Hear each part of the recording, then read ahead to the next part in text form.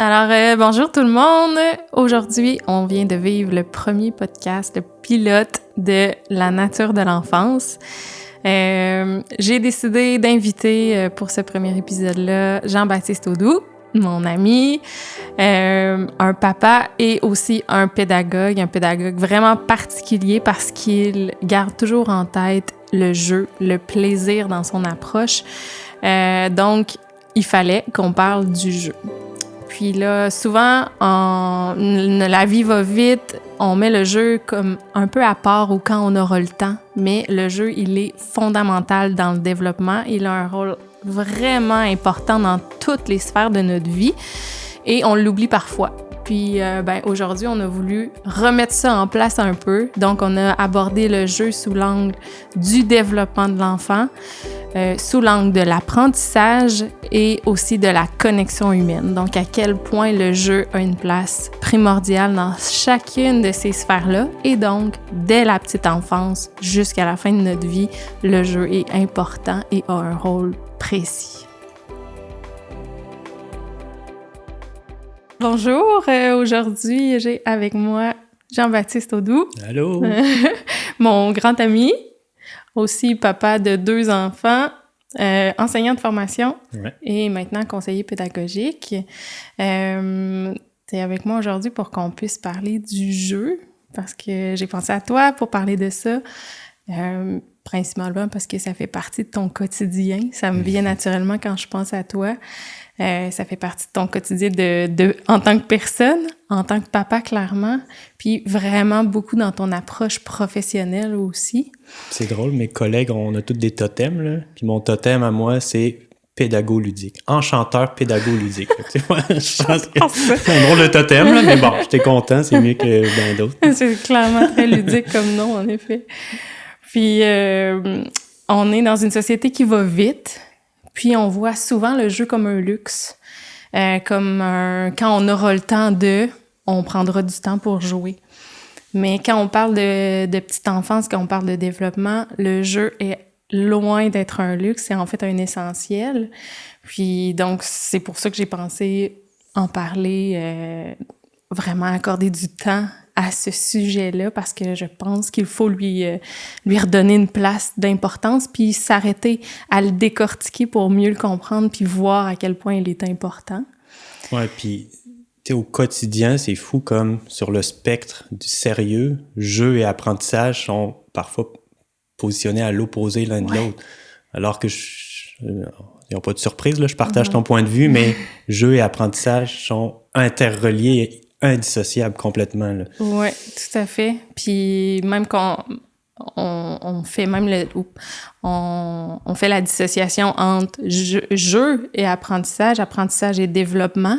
Puis en soi, tout ça est tellement lié, proche, et une sphère alimente l'autre, puis tout ça se nourrit. Donc, le jeu véritable, c'est quoi? Mettons que je te le demande, toi, le jeu pour toi, c'est quoi? Ben, le jeu véritable, quiconque a déjà vu un enfant laissé libre a probablement eu la chance de le voir. C'est cette espèce d'état dans lequel l'enfant est complet. Il fait fi de tout ce qui est autour de lui.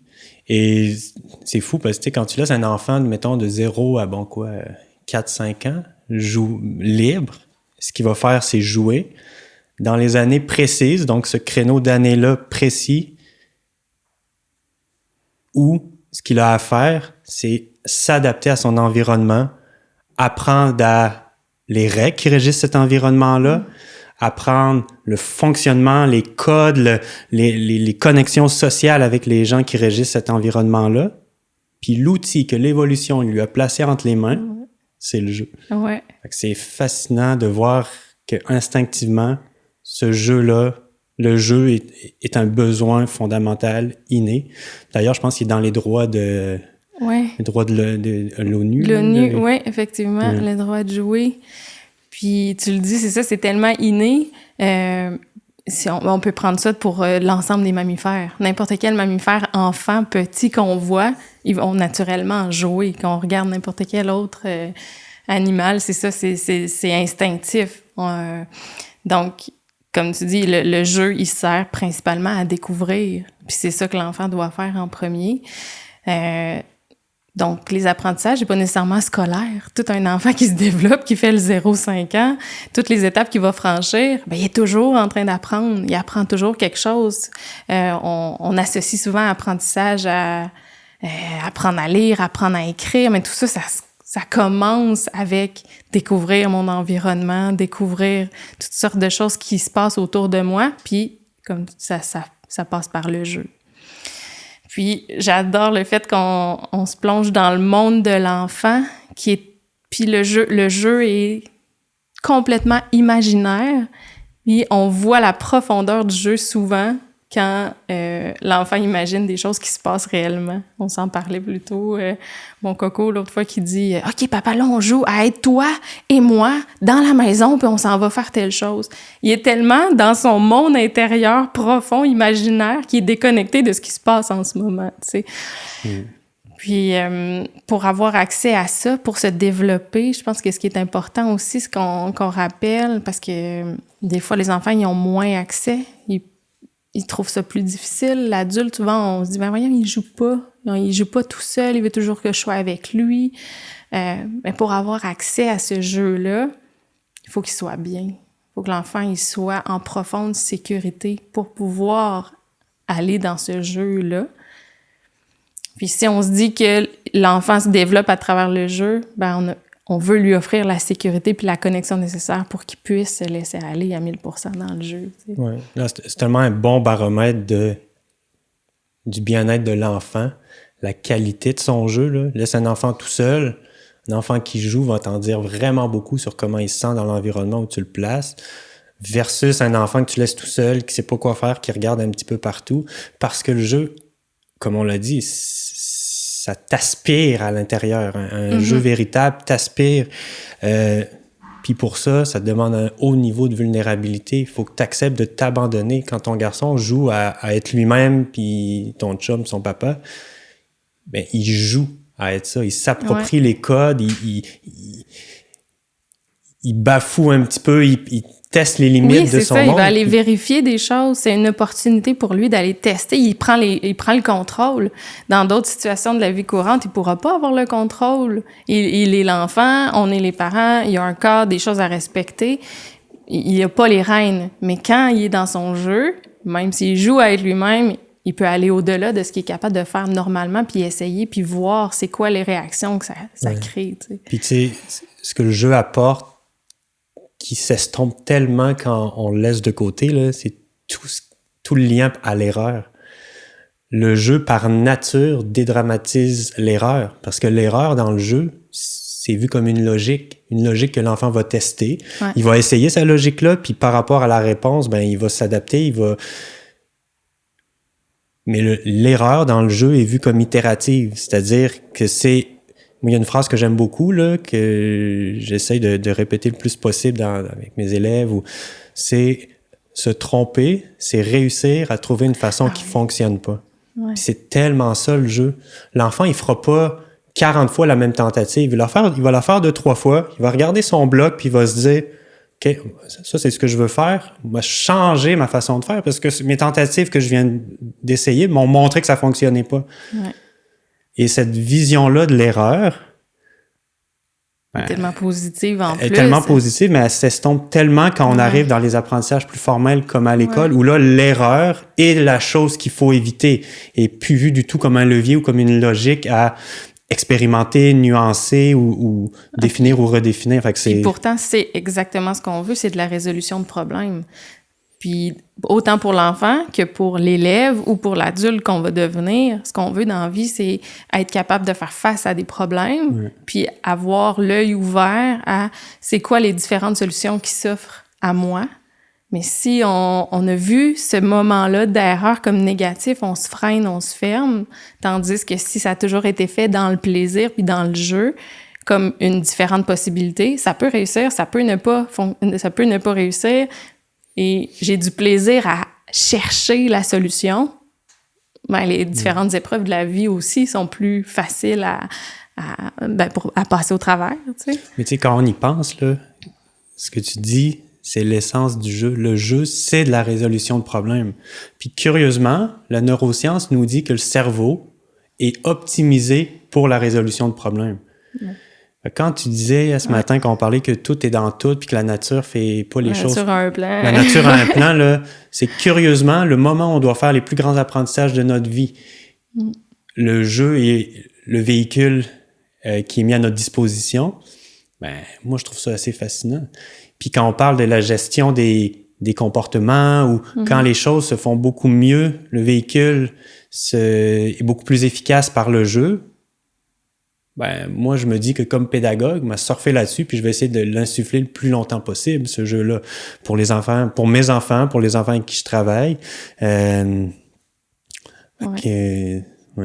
Mais, puis, il y a une phrase, je me la suis notée, je voulais être sûr bien la dire.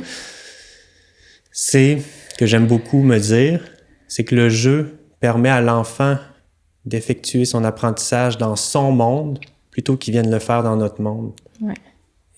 C'est tellement beau comme phrase. Et nous, comme adultes, je pense, c'est d'arriver à se faufiler dans son monde à lui, puis d'aller le rejoindre dans le jeu, de prendre une posture d'observation, de l'emmener plus loin vers ce jeu-là. Mais quel beau privilège d'offrir à notre enfant la chance de faire les plus grands apprentissages de sa vie dans un monde dans lequel il se sent bien, parce qu'il le joue.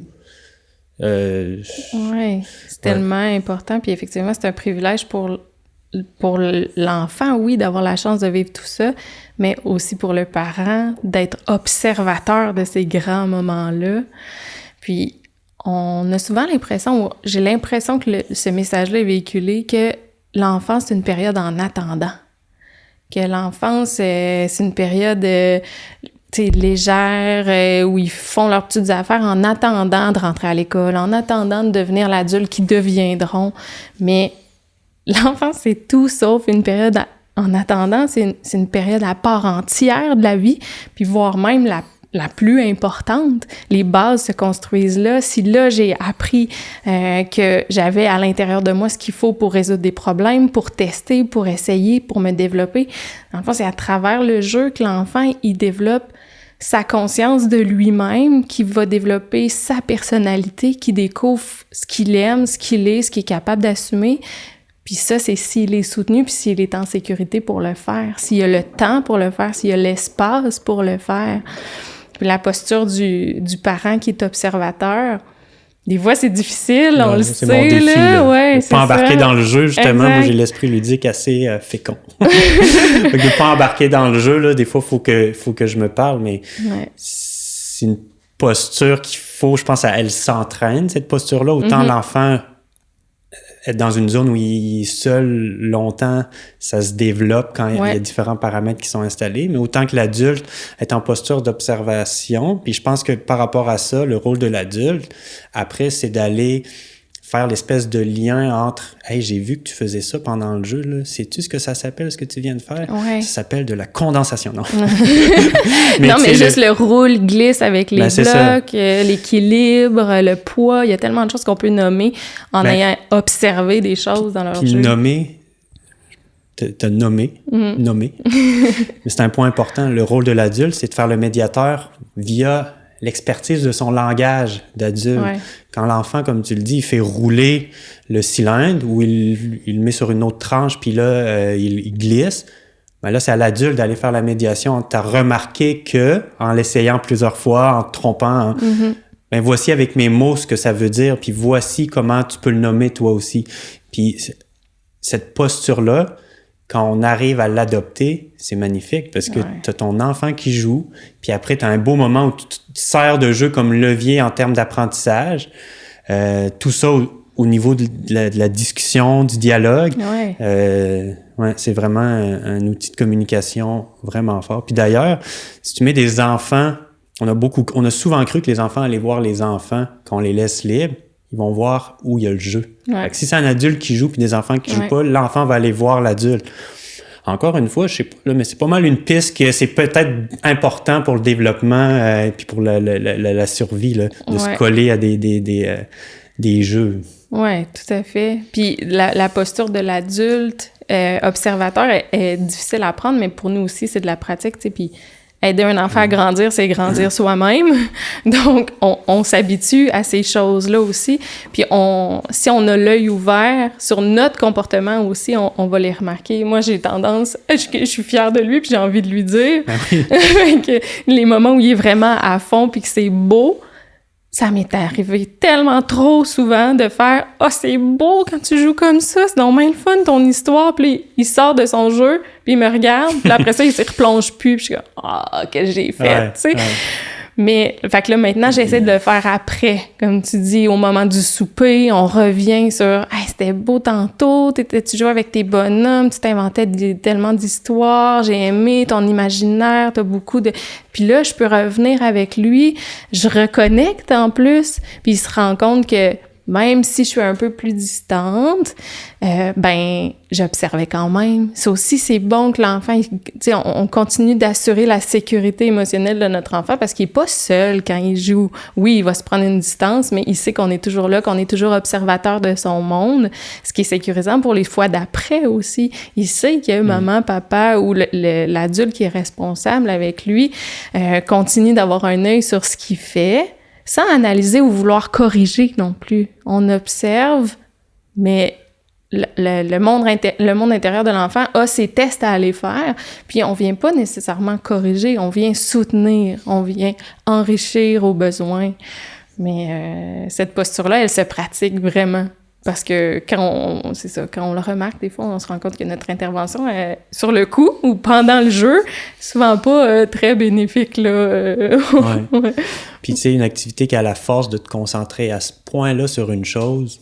Ouais, il y en a pas beaucoup. Encore une fois, il y en a pas beaucoup. Puis, je sais pas si tu connais l'histoire d'Hérodote. Non. Okay. Je te la raconte. Moi, je nuance en disant qu'Hérodote, c'est le père de l'histoire. Okay. C'est à prendre avec des pincettes. Okay. Alors, il y a très longtemps de ça, je fais mon esprit ludique, tu vois. C'est bon. C'était en Lydie, je crois. En tout cas, c'était les Lydiens, il y a plusieurs milliers d'années. Il y avait une grande famine.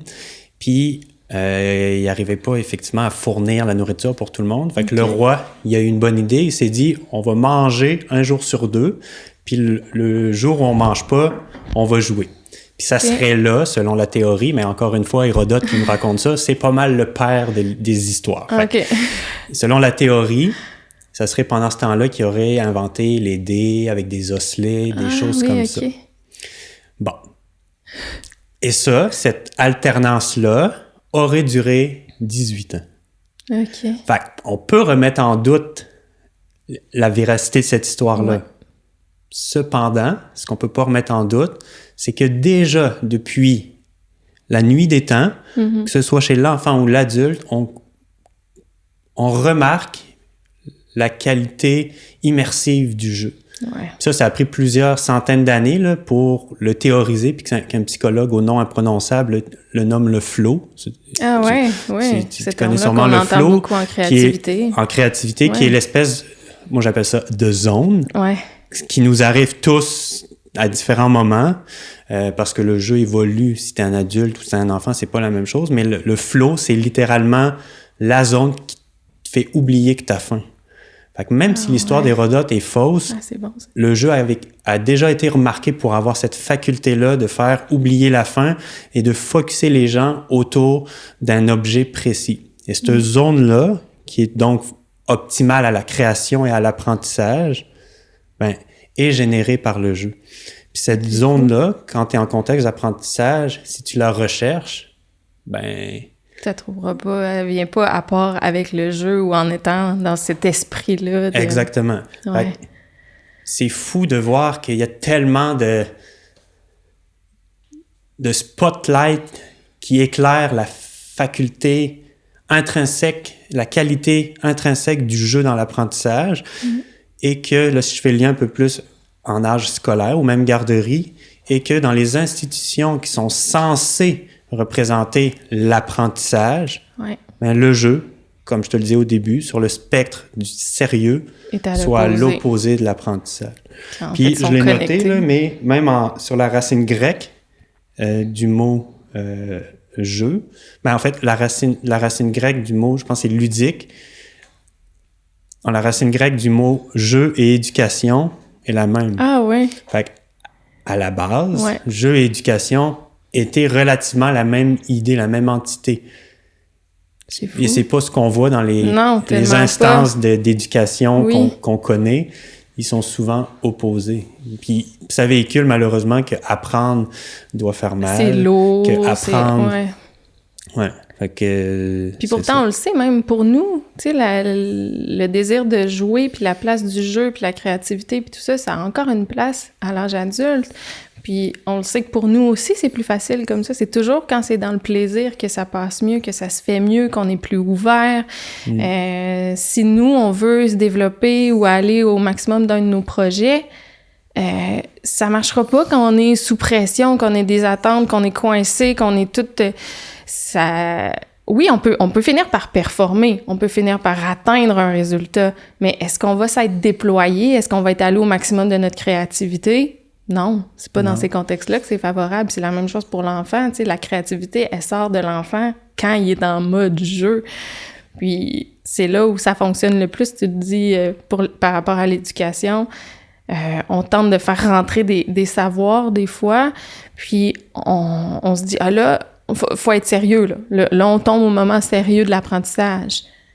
Ben, probablement qu'on s'éloigne de l'apprentissage quand on décide de rentrer le mode sérieux. On a plus de possibilités d'atteindre la connaissance ou l'acquisition si on le fait par le plaisir. Et puis l'esprit ludique, c'est un levier vers l'effort. Ça a été démontré par la neurobiologie. Ton cerveau, quand il est dans un esprit ludique, il est dans des conditions, dans les conditions nécessaires à faire les plus grands efforts. Mais quand tu vas apprendre quelque chose qui requiert de l'effort, facilite donc enrobe donc ça d'un petit peu de ludique pour aller dans la même direction. Puis ça me fait penser, j'ai un exemple que j'aime beaucoup, c'est, je sais pas si tu connais Fold It. Le nom de c'est un jeu vidéo qui avait été lancé, je pense, par une université américaine. Okay. C'est des chercheurs qui, entre autres, voulaient... puis là, les termes, là, mais ils voulaient apprendre à plier des molécules ou... pour le traitement dans le VIH. Okay. Puis là, les chercheurs n'étaient pas capables de le faire. Alors là, l'université s'est dit, hey, on va faire un jeu ouvert à tout le monde où le jeu, ça va être du pliage de molécules. Ah ouais. Ça a pris 3 jours à ce qu'une équipe de joueurs, et là, il y a quelque chose de drôle, c'est que une des joueuses clés, là, je pense que c'est une secrétaire d'un cabinet d'avocats qui jouait à ça le soir. Ça a pris 3 jours pour ce que les joueurs arrivent par itération, essai-erreur, à s'approprier les règles, à plier en équipe, en collaboration, à plier la bonne molécule et à trouver donc une des avenues, une des pistes dans le traitement du VIH. Et ça avait laissé pendant 10 ans les chercheurs dans l'impasse. C'est fou. Comme là aussi, on revient un peu avec la crainte de l'erreur. Mais c'est ça. Parce que quand on est dans l'apprentissage ou quand on est dans une recherche de quelque chose de théorique ou là, on veut pas faire d'erreur, on veut pas faire de gaffe, donc on se met des limites. Tandis que quand on est dans le jeu, on peut laisser aller notre créativité, on est ouvert à faire des tests. Puis là, finalement, on a plus de possibilités, puis on finit par tomber dessus, tu sais. Fait que, tu sais, c'est fou. Tu sais, on peut comprendre, on peut le rationaliser que si ton université t'enlève ton financement, si tu trouves pas ta molécule, il y a une certaine pression. La pression qui, loin de l'esprit ludique, te rapproche pas de la capacité à faire des efforts, à réfléchir comme il faut. Même chose avec la collaboration. Un jeu où tu collabores un petit peu intrinsèquement, avec un petit peu n'importe qui parce que tu partages un but commun, mais c'est pas la même chose que de dire hey, on peut-tu collaborer avec une autre université qui est un petit peu en compétition avec nous dans la rue. Fait que juste en contrôlant les paramètres, en rendant ça plus ludique, en se rapprochant, même si c'est pour des adultes puis des chercheurs, en se rapprochant de l'état optimal que les enfants ont quasiment intuitivement, ben les adultes, comme les enfants, font des énormes apprentissages. Ouais. Puis tu sais, ce contexte-là, puis l'environnement, quand on parle de parentalité ou de contexte d'éducation, c'est l'adulte qui est responsable de ce contexte-là. C'est l'adulte qui doit créer cet environnement-là. Donc, si l'adulte décide de créer un contexte un encadrant rigide, parce qu'on le sait, les enfants ont besoin d'un cadre, ils ont besoin d'une structure, d'une limite, c'est sécurisant, ça fait du bien de savoir, je pourrais pas aller plus loin que ça, puis il y a quelqu'un qui s'occupe de moi si on en a besoin. Mais quand c'est trop rigide, trop fermé, que le ton est sec, que ça manque d'amour, de douceur, ben on y arrive pas. Puis l'enfant, plus on est raide, plus il se ferme. Ça, on pourrait tous le tester ou on aurait tous des exemples parce que clairement on est humain puis ça nous arrive tous de finir par faire là. Je t'ai dit 3 fois de mettre tes bottes, puis généralement c'est pas à ce moment-là qu'il met ses bottes. Il veut encore moins, ou il s'en va, il s'éloigne, ou il les prend puis il les lance. C'est généralement ça qui se passe.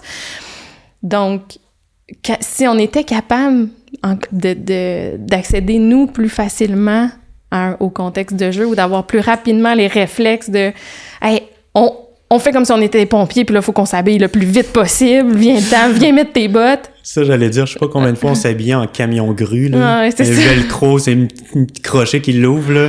Ouais. Mais tu sais en 2 moyens pour la même finalité là, ben moi je sais pas mais ça me coûte tellement moins d'efforts de pencher du côté ludique.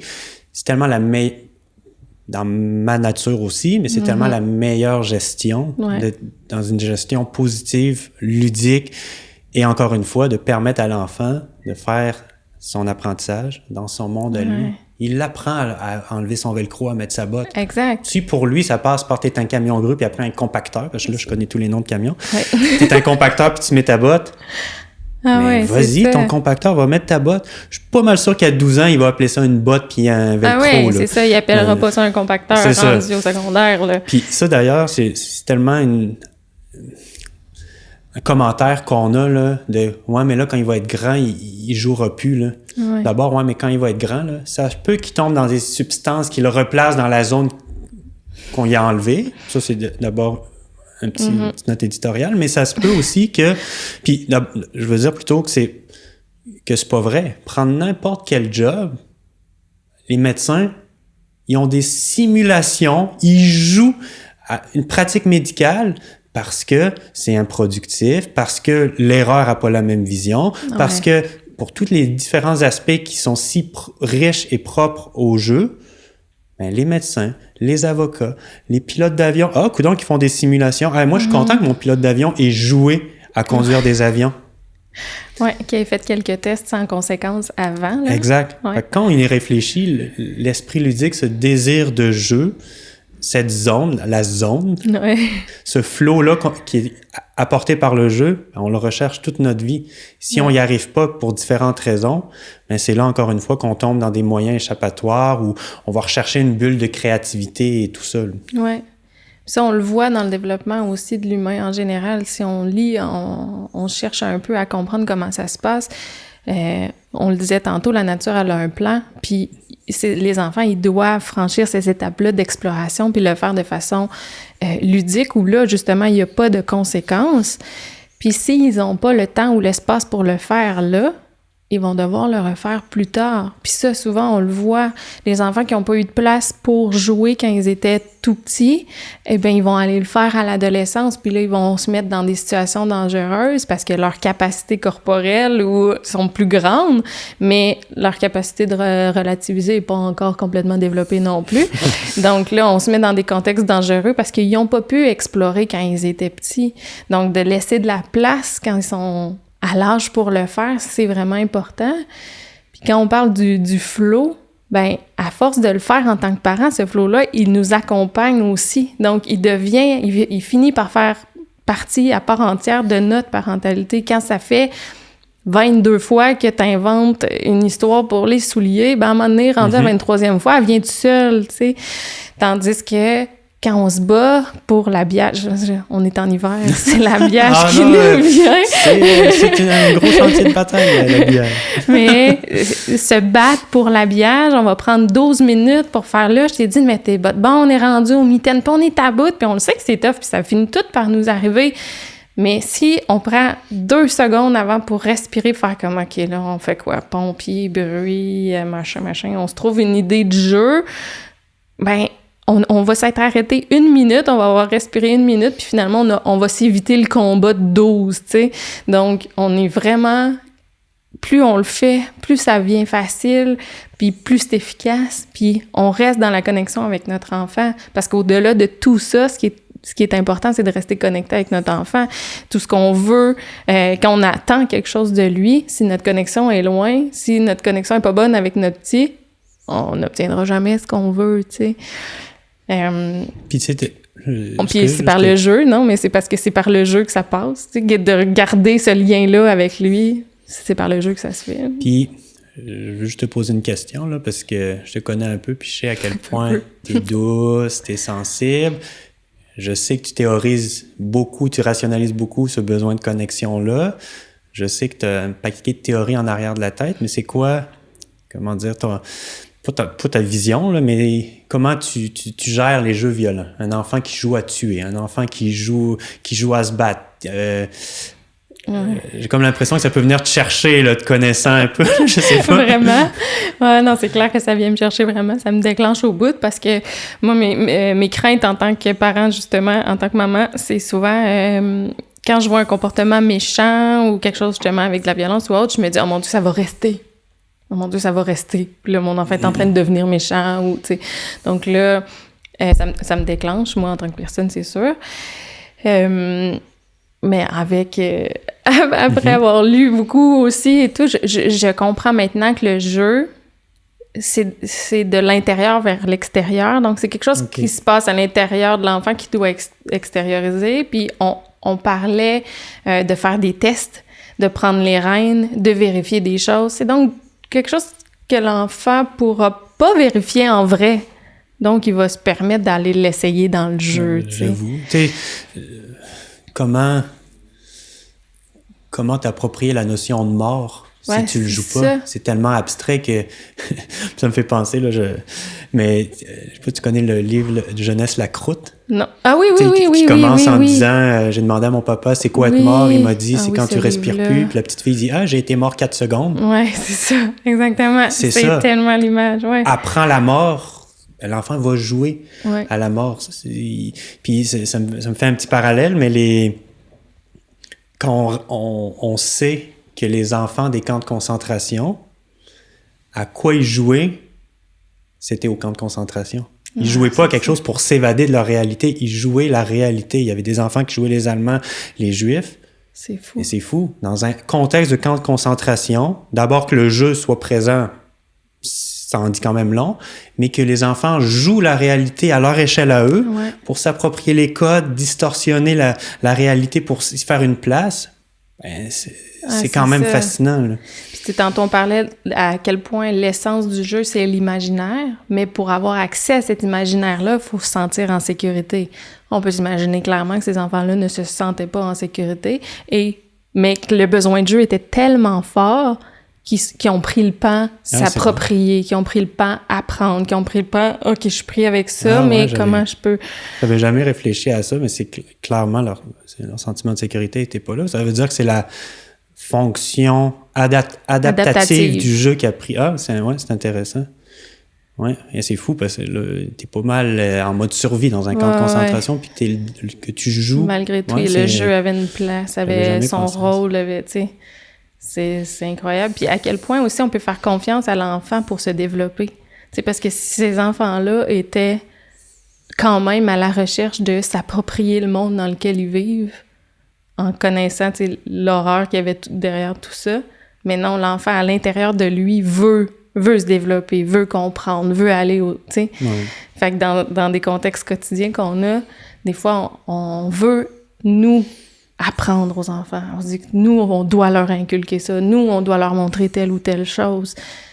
Ben, on peut leur faire confiance. L'enfant, à l'intérieur de lui, il y a ce qu'il faut pour avoir envie de découvrir le monde, tu sais.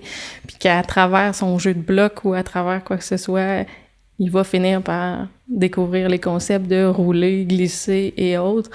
Puis que l'adulte, nous, on est là pour soutenir, enrichir, puis assurer la sécurité pour que l'enfant, lui, puisse se laisser aller à 1000% là-dedans, tu sais. Ouais. Puis tu sais, ce désir de laisser aller, quand on le laisse tomber parce que on sort le facteur de l'âge, ben c'est peut-être ce qui explique qu'il une des industries les plus viables au monde, c'est l'industrie du jeu vidéo. Ouais. Je pense qu'à 21 ans, l'enfant va avoir joué plus de 10 000 heures en moyenne aux jeux vidéo. 10 000 heures, là, c'est de 5e année du primaire jusqu'à la fin du secondaire. Temps scolaire, transfère ça en temps de jeux vidéo. Clairement, l'enfant va aller chercher un besoin. Puis les meilleurs jeux vidéo, les jeux vidéo les plus efficaces, mais c'est les jeux dans lesquels l'enfant, curieusement, retrouve son carré de sable qu'il avait quand il était enfant, où il y a une grande zone de créativité, il y a le droit à l'erreur, il y a la collaboration. Fait que ça fait juste se transférer. Puis tu sais, mettons, prends un élève qui est en difficulté scolaire, mais cet élève-là a un jeu comme World of Warcraft, WoW, c'est pas long que dans son écran, ce qu'il a à faire, c'est gérer plus de 10 actions par seconde. Ça, c'est l'équivalent de ce que doit faire un pilote de ligne. Clairement, c'est pas un enfant qui a des difficultés d'apprentissage. Non, pourquoi un enfant qui gère autant d'actions secondes, qui World of Warcraft, WoW, il y a même des spécialistes qui s'accordent que le jeu est tellement poussé que à un haut niveau, c'est quasiment comme apprendre une nouvelle grammaire, une nouvelle langue. Un enfant qui a de la misère à l'école peut gérer autant de tâches mentales qu'un pilote de ligne, peut apprendre une nouvelle grammaire, une nouvelle langue, mais pas apprendre ses tables de multiplication. La différence est où? Le contexte, c'est quoi? Puis pourquoi on... Ouais. Plus on s'éloigne du ludique, plus on est dans la coercition pour apprendre, plus on est dans « tu dois apprendre ça » dénué de contexte, plus l'enfant il s'éloigne de son carré de sable. Là, on est-tu en train de mettre de l'avant les jeux vidéo? Comment tu fais la différence entre promouvoir ou pas promouvoir, mettons? J'ai pas de parti pris dans les jeux vidéo. Seulement, je sais que ça doit être...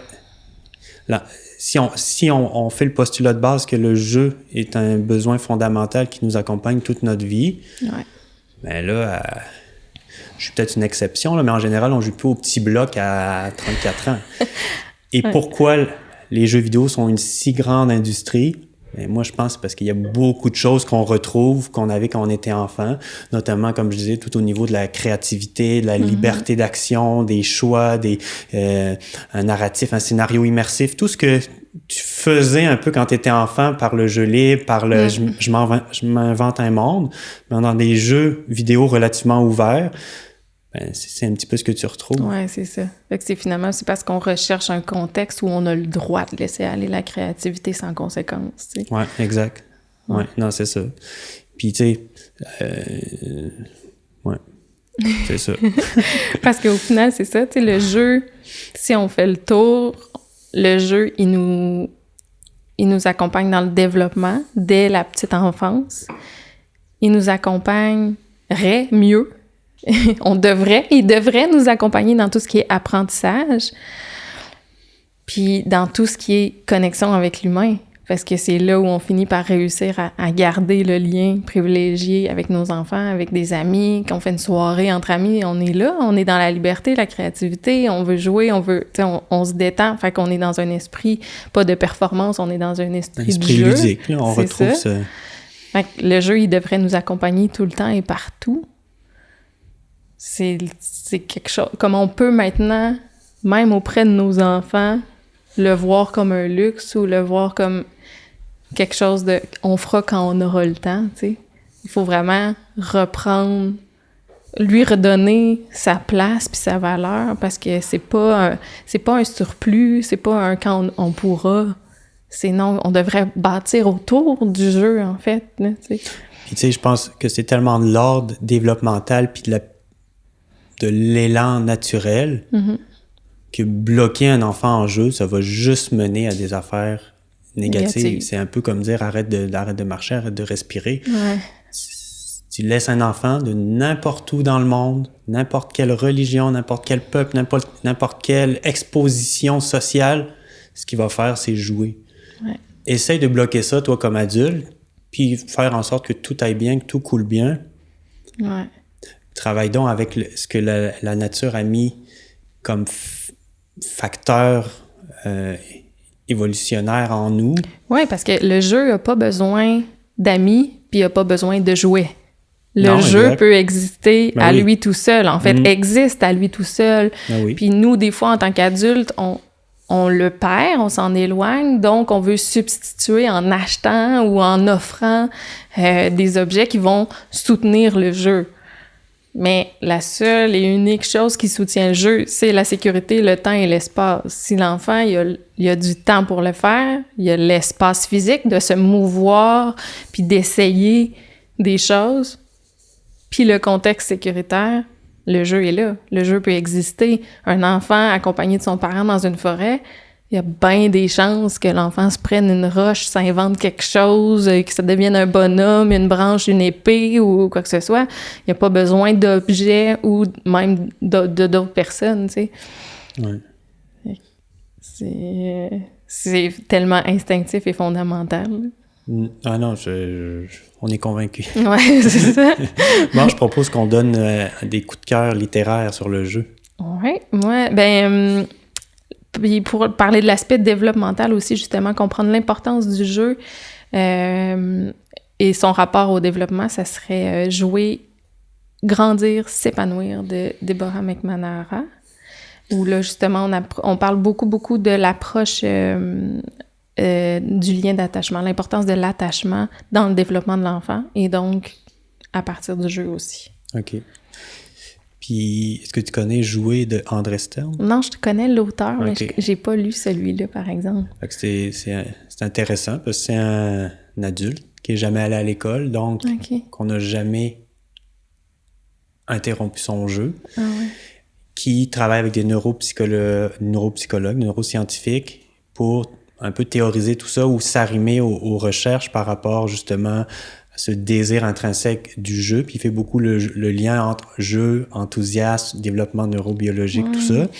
Fait que c'est vraiment un très bon livre. Puis le deuxième, un peu plus scolaire, mais c'est Apprendre en jouant, je pense que c'est de Romero et Sanchez, où là, ils déconstruisent différents mythes du jeu en contexte d'apprentissage, puis ils vont valider chacun des mythes ils revalident chacun des mythes avec les dernières recherches en lien avec le jeu. Là. Fait que si ça t'intéresse, le jeu en termes de valeur d'apprentissage, c'est un peu plus scolaire, mais il y a vraiment des pistes intéressantes là, puis qui, curieusement, recoupent tout ce que la recherche dit par rapport au jeu comme outil développemental à échelle scolaire avec différents mots, mais on retrouve exactement toutes les mêmes dispositions. Oui, parce que souvent, on met une coupure entre ce qui se passe entre le 0-5 puis la ligne scolaire. Mais l'enfant, lui, il la connaît pas, cette ligne-là, puis son développement, lui, il n'y a pas un creux entre les deux, là. Son développement, il se continue de façon naturelle, logique, cohérente avec ce qu'il a vécu avant. Donc, si le jeu avait de la place, puis que c'est comme ça que ça se faisait, puis que ça se faisait bien, puis que ça se faisait dans le plaisir, ben ça devrait se continuer comme ça dans le scolaire aussi. Puis on n'a pas beaucoup abordé la motivation intrinsèque, mais clairement aussi le jeu dans tout ce qui est l'apprentissage. J'imagine dans ces livres-là, ils doivent parler beaucoup aussi de motivation intrinsèque. Oui, c'est ça, une force du jeu. Bon, je fais le mot de la fin. Tu fais le mot de la fin? Ben, je nous souhaite du ludique un petit peu, beaucoup autour de nous pour égayer notre quotidien. Oui, clairement. C'est descendre les cafés en 14 secondes.